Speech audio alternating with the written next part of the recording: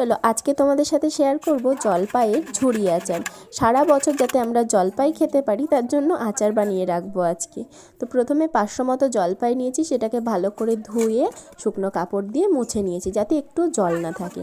এবার কুড়নির সাহায্যে জলপাইগুলো সব কুড়ে তাতে লবণ মাখিয়ে রোদ্রে কিছুক্ষণ দিয়ে রেখেছিলাম।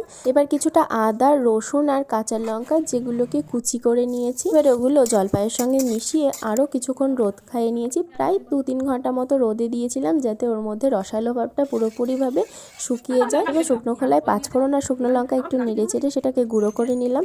তো রোদ খাওয়ানোর পর জলপাইটা পুরো ঝুড়ো ঝুড়ো হয়ে গেছে। এবার ওর মধ্যে মেশাচ্ছি পরিমাণ মতো লবণ, হলুদ, লঙ্কা গুঁড়ো, সামান্য পরিমাণে চিনি আর যে ভাজা মশলাটা তৈরি করলাম শুকনো লঙ্কা 5 ফোড়ন, সেই মশলাটাও মিশিয়ে নিয়ে বয়মের মধ্যে ভরে নিলাম। এবার গরম করা তেলটাকেও দিয়ে দিয়েছি আর আচারটা যাতে অনেক দিন ভালো থাকে তার জন্য দিয়েছি 1 চামচ মতো ভিনিগার। ব্যাস, আমার জলপাইয়ের ঝুড়ি আচার রেডি।